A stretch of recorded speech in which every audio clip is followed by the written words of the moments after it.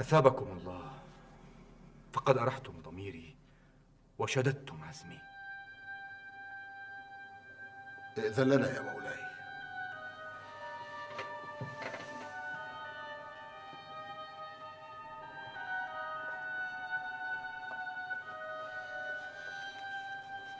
لقد بادرت بالفتوى لأشد عزمه، خوفا من أن يقعد عما عزم عليه من مجابهة العدو.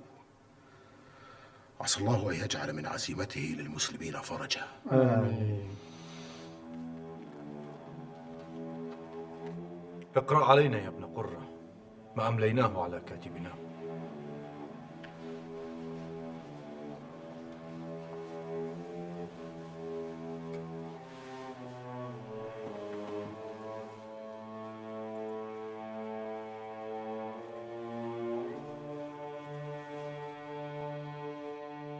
من المعتمد على الله بن عباد إلى ألفونسو السادس، سلام على من اتبع الهدى. أما بعد، فإنه أول ما نبدأ به من دعواك أنك ذو الملتين، والمسلمون أحق بهذا الاسم، لأن الذي يملكونه من أمصار البلاد وعظيم الاستعداد لا يملكه قدرتكم ولا تعرفه ملتكم، وإنما كانت سنة قد أيقظنا منها مناديكم، فنبهتنا من غفلة طال زمانها، وأيقظت فينا ما جدد آماله. متى كانت لأسلافك الأقدمين مع أسلافنا الأكرمين يد صاعدة أو وقفة متساعدة، إلا ذل تعرف مقداره. وكان بيننا وبينك من المسالمة ما أوجب القعود عن نصرة إخواننا، ونسأل الله المغفرة مما آتيناه على أنفسنا وعليهم من ترك الحزم وإسلامهم لأعاديهم. والحمد لله الذي جعل عقوبتنا توبيخك وتقريعك كالموت دونه. بالله نستعين عليك ولا نستبطئ مسيرتنا. والحمد لله، والله ينصر دينه الكريم ولو كره الكافرون. والسلام على من علم الحق فتبعه واجتنب الباطل وغدره. هذا خطاب شديد قاس، لا ندري ما يكون منه يا مولاي. لا تشر بما دون هذا.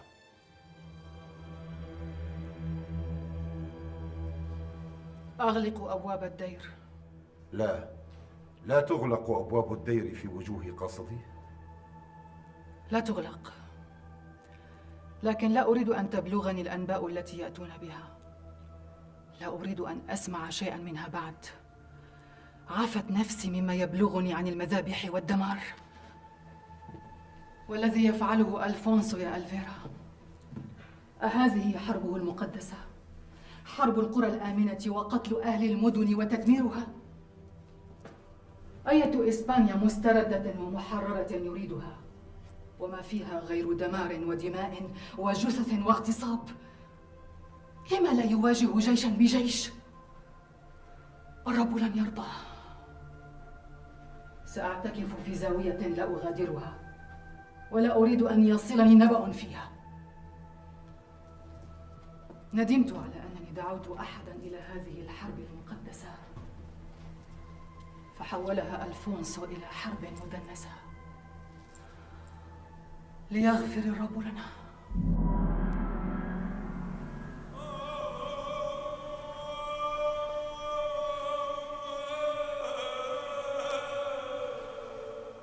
هذا الأرق الذي أنت فيه يكاد يهلكك، فكيف أخفف عنك؟ لا يذهب به حديث، وقد تخرج النفس من البدن قبل أن يخرج من النفس ما يثقلها. هذا الأسى كله على ما آلت إليه حال الأندلس. قد حلفنا عدونا وتنكرنا لأهلنا، أثقلنا على قومنا وهدرنا أموالنا لإرضاء من يكيدون لنا، وما رضوا بل غدروا حتى صرنا على هذه الحال. تفرقنا وضعفنا، فاستقوى علينا عدو ماكر، وتراخت هممنا فاستقوى واستكبر واستهان بنا. وإن ذنبي كبير في كل هذا، أسأل الله أن يغفره لي وأن يمدك بالعزم على ما نويت. قد تمر علينا أيام قاسية شديدة الوطء، وقد مرت علينا أيام هانئة، فإن ذهبت هذه بتلك قبلنا بما كان ونتصبر على ما سيكون.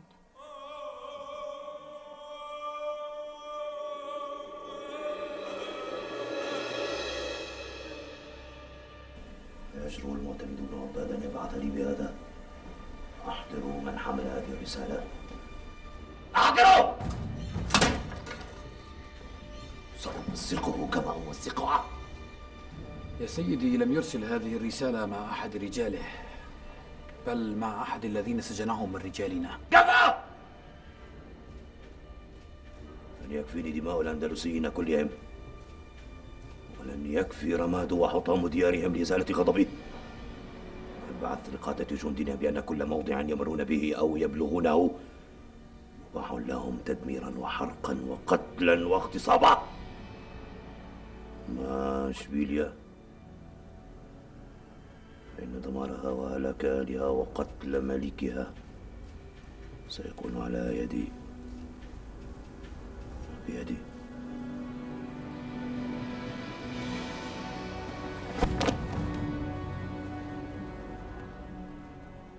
أنا رهن أمري مولاي.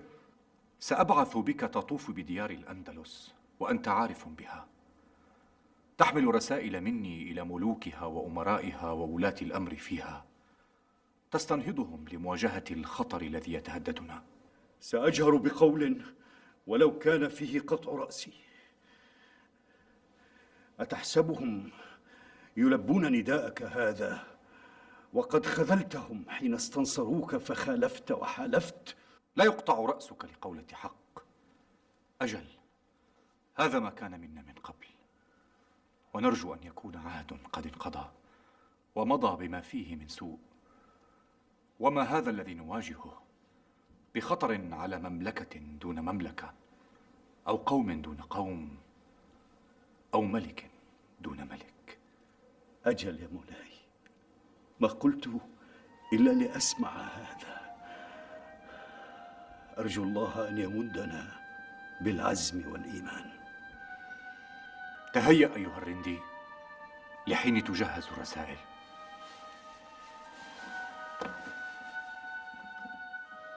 تم الأمر ولم تسفك دماء في تلمسان، فما كنا بحاجة لإخراج سيف من غمد، وما دفعنا القوم إلى قتال. فما أن قرأ أمير تلمسان رسالتك وجادلناه فيما كان منا وما سيكون منه وما ندعوه إليه، حتى مال إلى المسالمة وثاب إلى الرشد ونزل عما كان فيه معلنا الطاعة والولاء. الحمد لله، فما كنا لندع هذا الخرق يتسع. يا سير، أنت على علم بشؤون البحر أكثر من غيرك. أزعم ذلك أيها الأمير، فما الذي ترمي إليه؟ بناء أسطول بحري. ما لنا وللأسطول؟ وما غايتنا منه ونحن قوم صحارى لا قوم بحار.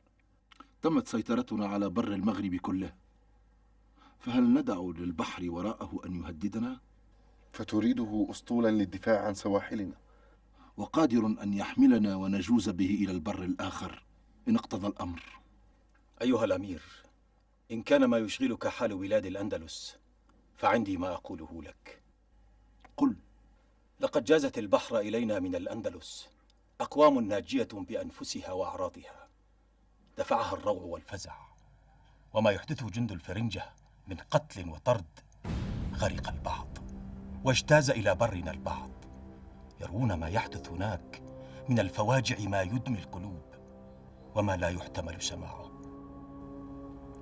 أيكتم هذا الأمر عني ويؤجل بلوغه إلي؟ ما بلغ منهم إلى مراكش إلا قلة، والكثرة تولى أمر إيوائهم الولاة في أقاليم الساحل.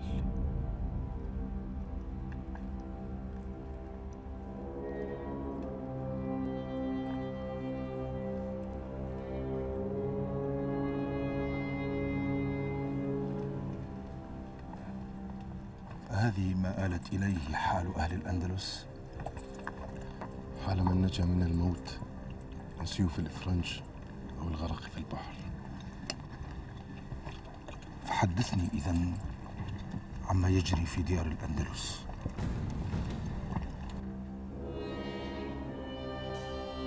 السلام عليكم. وعليكم السلام ورحمة الله. ما سمعت حديثا أغرب من هذا ولا أكثر إيلاما منه. وما هو إلا بعض ما يجري في بلاد الأندلس. والله لا أدري، لا أدري من أشد بغضا عند الله، الأعداء الإفرنج أم ولاة الأمر من المسلمين الذين تركوا الأمور تبلغ هذا الحد فجلبوا على أنفسهم وعلى أقوامهم المذلة والمهانة. يا سير، ادعو إخواننا المرابطين أن يهيئوا للأندلسيين اللاجئين إلى جوارنا مقاما غير هذا المقام، أن يدخلوهم دورهم ويقتسموا معهم ما قسم الله لهم من الرزق وأسباب العيش، إلى أن يأذن الله بفرج من هذا الكرب. ما عدنا نطيق هذه الحال يا ابن أدهم، فجد لنا مخرجا منه، أنت القاضي والعالم الجليل. وجدت تغيرا عند المعتمد بن عباد. أي تغير والحال هو الحال، بل يزداد سوءا. فانظر ما يحدثه جند الفرنج الذين يدفعهم ملكهم ألفونسو إلى ديار الأندلس، ومما يوقعونه بين أهلها من قتل وتدمير وإذلال. غافلون خانعون، ألا تنظرون ما فيه المسلمون من مذلة ومهانة؟ يدفعون الجزية بعد أن كانوا يأخذونها. أليس ابن عباد هو الذي حمل الإفرنج على المسلمين وجرى عليه ما جرى وطلب منه ما طلب؟ ابن عباد واحد منهم، فكل ملك استدعى الإفرنج ما حفظ عهد لأي منهم. لا خير فيهم كلهم، ولا يرتجى منهم أن يردوا كيد ألفونسو وخطره عن بلادنا. ونحن نرى الفرنج قد غلبوا على البلاد ينتزعونها من المسلمين، فإن بقيت الحال هي الحال قلبوا أرض الأندلس قبورا لنا، أو هو البحر اجتاز من اجتاز نازيا بمذلته، أو غرق من غرق. لم يبلغ الأمر هذا الحد. سيبلغه يا ابن أدهم، سيبلغه إن لم يكن منا ما يمنعه، وقد دبرنا رأيا نعرضه عليك. وما هو الرأي؟ قد بلغنا من إفريقيا ما فيه بعض رجاء. أي رجاء؟ نرسل إلى أهل إفريقيا ونعلمهم إن وصلوا إلينا. تقصد المرابطين في بلاد المغرب؟ ما قصدت بكلامي غير هؤلاء، دولة المرابطين التي سمعنا عنها وأميرها يوسف بن تاشفين، وهؤلاء أقرب إلينا وأصلح منا، فإن استصرخناهم لبوا وخرجنا مجاهدين معهم في سبيل الله. ما سمعت خيرا من هذا الرأي. فماذا إن بعثنا إلى يوسف بن تاشفين ورغبنا إليه أن يأتي إلينا أو يبعث قائدا من قواده؟ أشرت برأي فيه السداد، فامهلني أنظر فيه. ما زالوا يتدفقون، وكل فوج منهم يحمل من الفواجع فوق ما حمله من سبقه. نسمع منهم ما يدمي القلب عما يجري هناك. إن استصرخك أهل الأندلس أتلبي؟ نحن مجاهدون في سبيل الله في كل ديار الإسلام.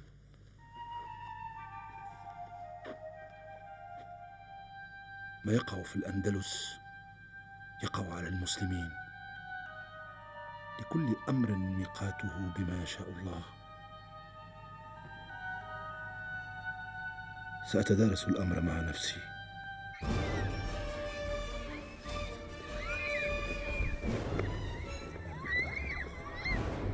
بلغ الروع في قرى وبلدات الأندلس حدا لا يوصف، وغالبية المسلمين بين قتيل وجريح ومشرد، وبيوتهم بين مهدوم ومحروق. لا يشفي هذا غليلي ما بقي ابن عباد في ملكه وغيره من الملوك في حواضرهم. اقسموا ليغزوه بإشبيلية وحاصره في قصره حتى أراه راكعا متضرعا أمامي قبل قتله. يجب أن يتبعه غيره من ملوك الأندلس. اجمعوا آلات الحصار من طليطلة وأكثروا العدد والعدة. أريدكم أن تحشدوا حشدا لم يحشد مثله من قبل. استنفر جميع أهل البلاد، والقساوسة والرهبان والأساقفة يدعون لحربك المقدسة، وقد اجتمع لك ما يزيد على 40,000 دراع، ولكل واحد منهم أتباع. هات الخريطة. أبي هذا جئت من قرطبة؟ مجالس تعقد في كل مكان من قرطبة، علماء وفقهاء وتجار والصناع وعامة الناس تتدرس الحال وتتسع اجتماعاتهم، وأخشى من سوء المآل فالنقمة تزداد بما يحدث لإخوانهم وأهلهم في سائر البلاد. ما يجري في قرطبة يجري مثله في باقي حواضر الأندلس. قد رأيت في تجوالي ما يقلق. وما رجعت برد من ولاة الأمر فيها يشفي الغليل؟ لا يا مولاي، الناس يضجون وينقمون، وولاة الأمر قاعدون عن كل فعل، كأن ما يحدث لا يعنيهم في شيء، أو ينتظرون أن يأتيهم ألفونسو بجيشه ويلقي بهم خارج ممالكهم ويجتاحها كما فعل في طليطلة. أتريدني أن أرجع إلى قرطبة؟ بل ابقى، فإنني بحاجة لكل رأي ومشورة يعيننا على مواجهة هذه المحنة. القاضي عبد الله بن الأدهم يستأذن يا مولاي. ينقسم الجيش إلى قسمين. تسير أيها القائد بأحدهما إلى باجة غرب الأندلس، وتغير على تلك التخوم والجهات.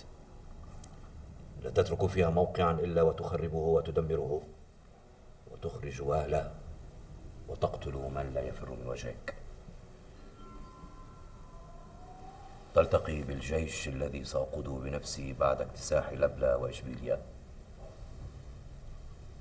يلتقي الجيشان في طريانة، ويجمع الجند على ضفة نهر آنا بنواحي باطليوس. من هناك يكون الهجوم الكاسح على عموم ديار الأندلس. خطة محكمة يا سيدي. هذا هو ما خلصنا إليه أيها الملك، وهو ما أشار به أعيان إشبيلية وبلغنا من أعيان قرطبة. نبسطه بين يديك فترى فيه رأيك. فإن لم يستجب المرابطون وأميرهم؟ إنهم مجاهدون في سبيل الله، فإن استنصرهم إخوانهم في الإسلام على عدوهم لبوا. تبعث أيها الملك إلى يوسف بن تاشفين، فإن لم يجتز إليك بنفسه بعث إليك بعون ومدد من رجاله وجنده، وأنهم أهل قتال ولا يرجون في قتالهم إلا وجه الله. ونعم ما أشرتم به. وأنت يا ابن أدهم ستكون رسولي إليه. اعفني أيها الملك وابعث بغيره، فأنا قاض ورجل رأي ومشورة. لا أجد لهذا غيرك. مولاي، أرسل المتوكل بن محمد رسولا وهو ينتظر المثول بين يديك مع قاضي غرناطة. فأمهلهما حتى نفرغ من هذا الأمر. أمر مولاي.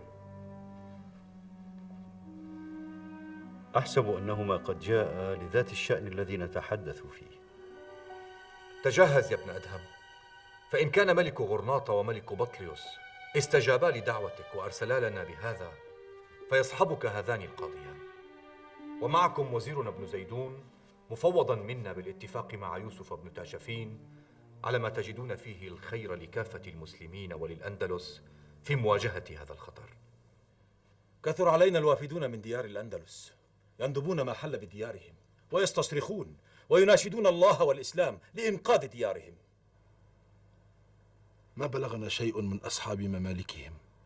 أيها الأمير، أصحاب الأندلس هم أهلها لا ملوكها. صدقت يا سير، ولكن الأمر يحتاج إلى إعداد، فبيننا وبينهم البحر. قد باشرنا ببناء الأسطول كما أمرت، لكنه يحتاج إلى زمن. هذه حالنا، نسمع صرخات الاستغاثة، نتألم لها ولا نقدر أن نلبيها. قد أبقيتكما لأنني أدركت أن في نفسيكما ما تكتمانه أمام القوم.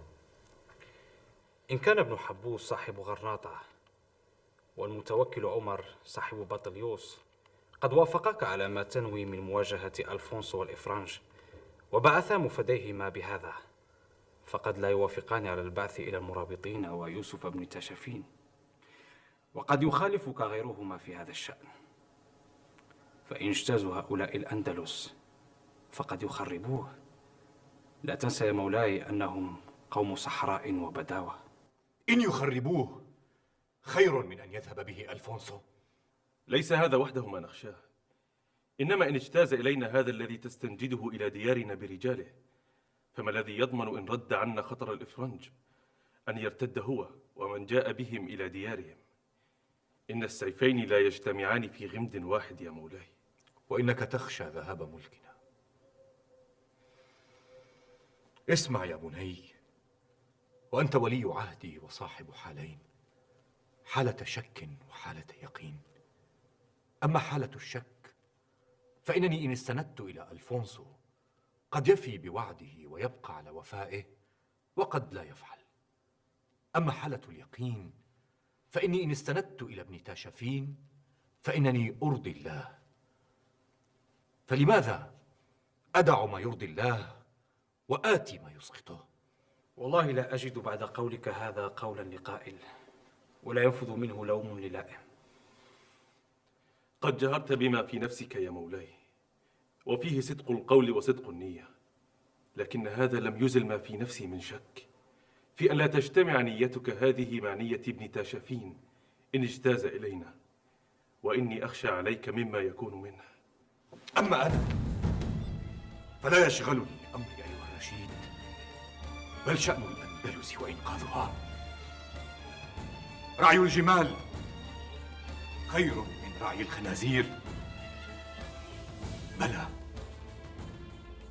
أن أكون أسيرا عند ابن تاشفين أرعى جماله في صحرائه خير من أن أكون أسيرا عند ألفونسو أرعى خنازيره في قشتالة. جهز كتابنا يا ابن زيدون إلى ابن تاشفين وأطلعني عليه. من خير الإبل في صحراء المغرب كله، ودربت على خوض المعارك والقتال. بذل رجالنا جهدا كبيرا في تدريبها وإعدادها.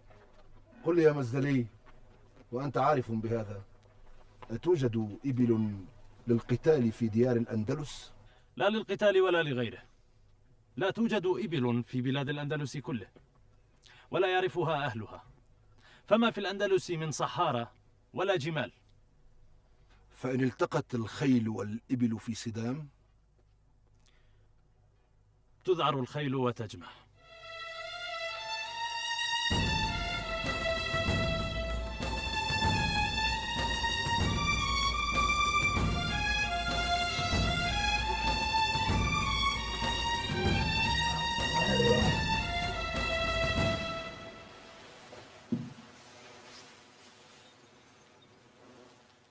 هذا كتابنا إلى يوسف بن تاشفين، فإن لقيتموه فشدوا من عزيمته ورغبوه في القتال، وأحملوه بما تنقلونه له من أنبائنا وما يحيق بنا. فإن استجاب فإنك أيها الوزير مفوض بعقد الاتفاق. هنالك أمر لم نفكر فيه يا مولاي، وقد يكون عقبة في سبيل جواز المرابطين إلينا إن لبوا نداءنا. بدأت تضع العقبات قبل أن نلقى القوم. بيننا وبينهم البحر، وفيما نعلم فإن ابن تاشفين وقومه لا يملكون وسيلة لجواز البحر إلينا. وماذا تفعل سفننا ومراكبنا في جزيرة شلطيش وفي جزيرة الخضراء إن لم نسخر أسطولنا لهذه الغاية فلما يكون؟ إن استجاب المرابطون ولبوا، سيرنا أسطولنا من سواحل الأندلس إلى سواحل إفريقيا ليرجع بهم إلينا إن كانوا نصرة لنا على عدونا.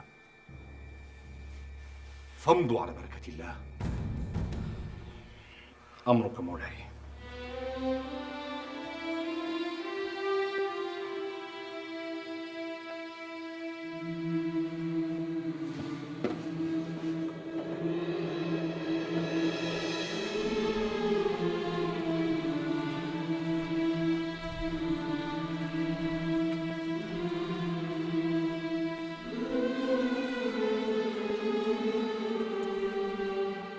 أحقا بعثت إلى القوم الذين نسمع عنهم في عدوة المغرب تستنصرهم وتطلب منهم أن يجتازوا إلى هذه الديار؟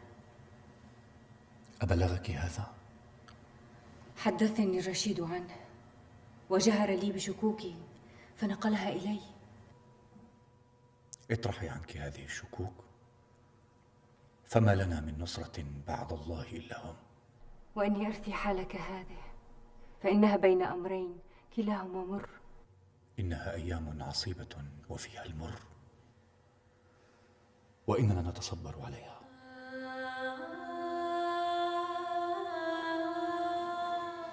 ما الذي تحدق فيه؟ قدماك. قدمي؟ أتذكرين يوم الطين؟ كانت قدماك تغوصان حتى الركب في المسك والكافور وماء الورد. ما الذي ذكرك فيه؟ حسبت أن أمي وحدها. تعالي يا بثينة.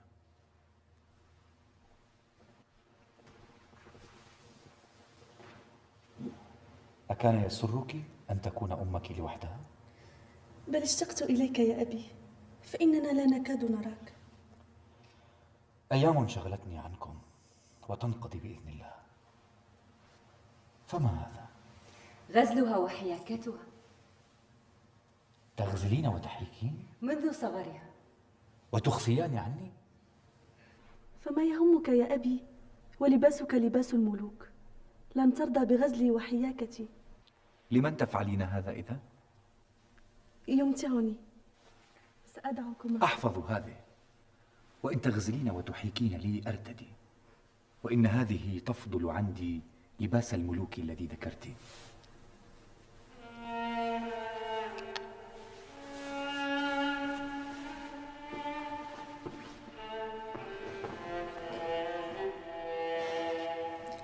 كنا في حديث قطعته علينا بثينة. أجل، فأتمي. لا أقصد حديث يوم الطين، بل بعثتك إلى أمير المغرب. لا ترجعي إلى هذا، فلن يكون منه حتى يأتينا رده إلا رجم بالغيب.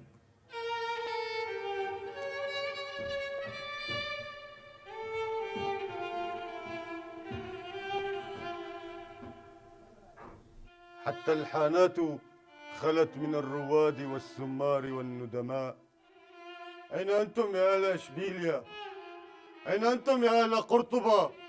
بل أين أنتم يا أهل الأندلس كلها؟ تعالوا، فلن يخرجكم من هذه الحال إلا سكر لا يعقبه صحو. فلا تدرون عندها إن كانت السيوف المشرعة فوق أعناقكم سيوف أهلكم أم سيوف أعدائكم.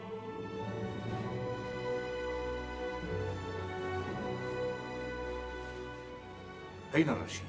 منذ ذاك اليوم معتكف يا مولاي، ولا يجيء إلى المجلس. ابعث إليه.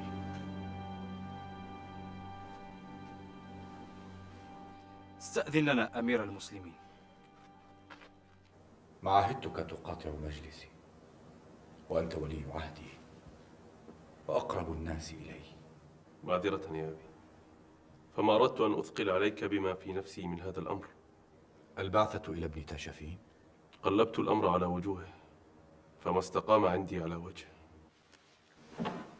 ليس له إلا وجه واحد، أكشفه لك. إننا في الأندلس اليوم بين بحر مظلم وعدو مجرم، وليس لنا ولي ولا ناصر إلا الله. إن إخواننا ملوك الأندلس ليس لنا فيهم نفع ولا يرجى منهم نصرة. إن نزل بنا مصاب أو نالنا عدو لئيم. وهذا اللعين ألفونسو بعد أن أخذ طليطلة لن يرتد عنا حتى يأخذ إشبيلية وقرطبة. فما بعثت إلى ذلك الصحراوي أمير المغرب إلا تحت هذا الوطء. نستدعيه لرد عدونا عنا، فلا قدرة لنا على ذلك بأنفسنا، ونحن الذين تمزق شملنا في ديارنا. والله لا يسمع عني أبدا أني أعدت الأندلس دار حرب وكفر، ولا تركتها لأعدائنا الإفرنج، فتقوم اللعنة علي في منابر الإسلام حيا وميتا. أما أنا فقد قلت: رعي الجمال خير لي من رعي الخنازير. فافعل ما أراك الله. إن الله لم يلهمني هذا إلا وفيه خير وصلاح لنا ولكافة المسلمين. هذه رسالة مولاي الملك المعتمد بن عباد. اقرأها علينا ويسمع القوم ما جاء فيها.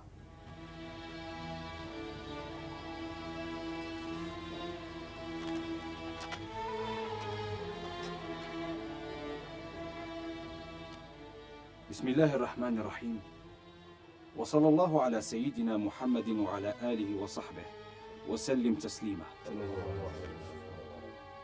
إلى حضرة الإمام أمير المسلمين وناصر الدين محيي دعوة الخليفة الإمام أمير المرابطين يوسف بن تاشفين، من القائم بعظيم إكبارها، الشاكر لإجلالها، المعظم لما عظم الله من كريم مقدارها، اللائذ بحرمها، المنقطع إلى سمو مجدها، المستجير بالله، المعتمد على الله، محمد بن عباد، سلام الله الكريم يخص به الحضرة العلية ورحمة الله وبركاته. ويكتب المنقطع إلى كريم سلطانها من إشبيلية غرة جماد الأولى سنة 79 و400، وأنه أيد الله أمير المسلمين ونصر به الدين. أما نحن العرب في الأندلس فقد تلفت قبائلنا وتفرق جمعنا وتغيرت أنسابنا، فصرنا شعوبا وأشتاتا، فقل ناصرنا وكثر شامتنا، وتوالى علينا العدو المجرم اللعين، وأناخ علينا ووطئنا، وأسر المسلمين وأخذ البلاد والقلاع والحصون. ونحن أهل هذه الأندلس ليس لأحد منا طاقة على نصرة جاره ولا أخيه، ولو شاءوا لفعلوا، إلا أن الهوان منعهم من ذلك، وقد ساءت الأحوال وانقطعت الآمال. وأنت أيدك الله ملك المغرب أبيضه وأسوده، وسيد حمير ومليكها الأكبر، وأمينها وزعيمها، وقد نزعت بهمتي إليك، واستنصرت بالله ثم بك، واستغثت بحرمك لتجوزوا لجهاد هذا العدو، وتحيوا شريعة الإسلام، وتذودوا عن دين محمد عليه الصلاة والسلام،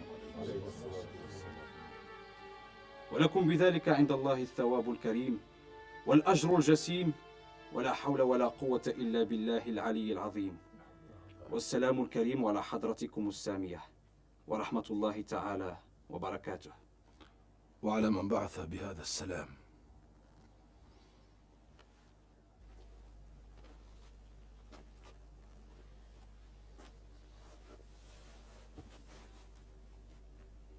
فأنت وزير الملك المعتمد بن عباد.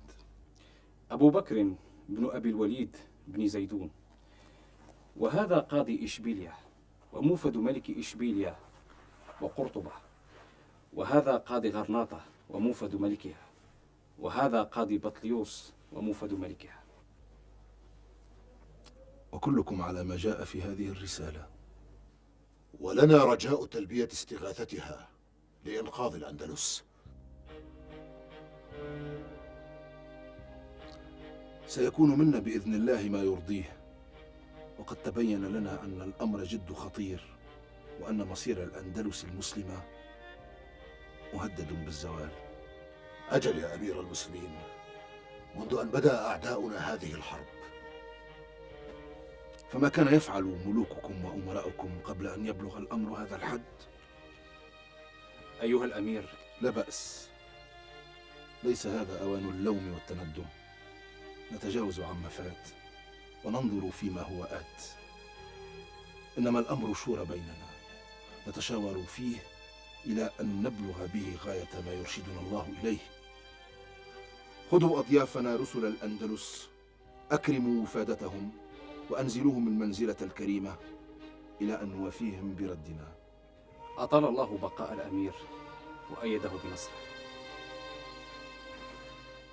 كثرت جرائم جند الإفرنج وما ينزلونه بأهلها في كل بقعة يعتدون عليها من الممالك. لا تحدثوني بهذا، فلا نملك من أمرنا وأمرهم شيئا إلا أن يبلغنا رد من أرسلنا إليه في المغرب،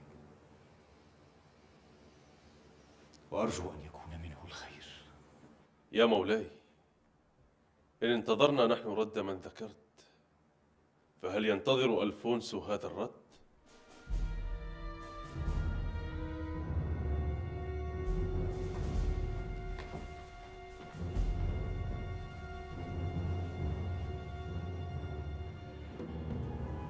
ما بك؟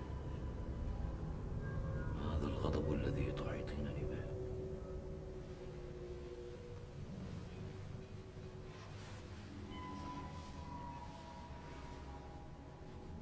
لم تنفذ وعدك ولم تنلني رغبتي. الولادة في جامع قرطبة.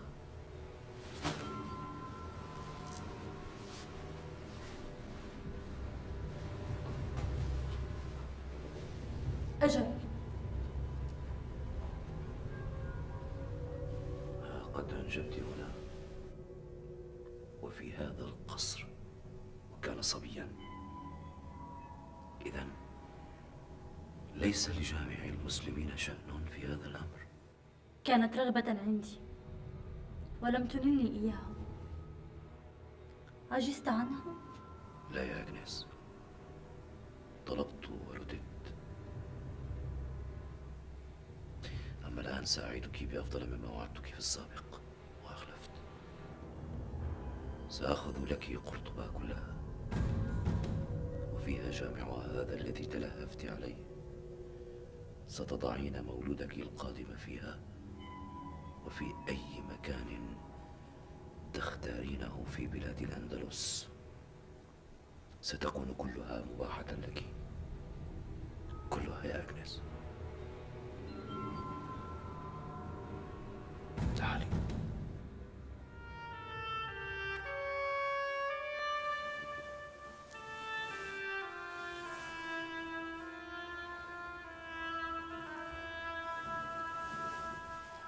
الليل لم ينقضي بعد. ليته ينقضي، فقد بدأ يضيق علي ويطبق بعتمه على صدري. ما الذي يقلقك؟ لا أدري إن كنت أخطأت أم أصبت فيما فعلت. فعلت الكثير، فأي منه؟ دعوتي المرابطين إلى الأندلس. تزيل شكوك كل من حولك ثم تستسلم لها. عندما أكون في مجلس وبين الناس وأنظر إلى ما يجري لنا وللأندلس، يملأني اليقين بأنني فعلت الصواب. وحين أخلو لنفسي وتحت عتم هذا الليل أفكر فيما قد يكون بعد كل هذا، تغزوني الهواجس وتملأني الشكوك، وأخشى أن أكون قد أخطأت. الخطأ والصواب لا يعرفان هكذا، بل بنتائج هذا وذاك. فإن استسلمت لإحساس الخطأ هزمك خطأك، وإن تيقنت من فعلك انتصرت بصوابك. فسلم أمرك لله.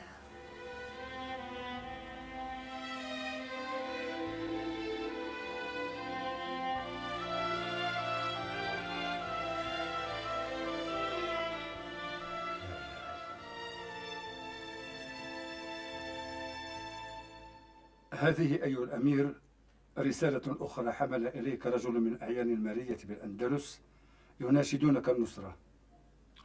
فاقرأ لنا منها زبدتها.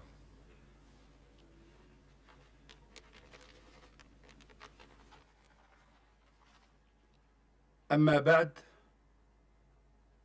فإنك إن أعرضت عنا نسبت إلى كرم ولم تنسب إلى عجز، وإن أجبنا داعيك نسبنا إلى عقل ولم ننسب إلى وهن. فاختر لنفسك أكرم نسبتيك، فإنك بالمحل الذي لا يحب أن تسبق إلى مكرمة. أجب القوم واكتب لهم ما أمليه عليك.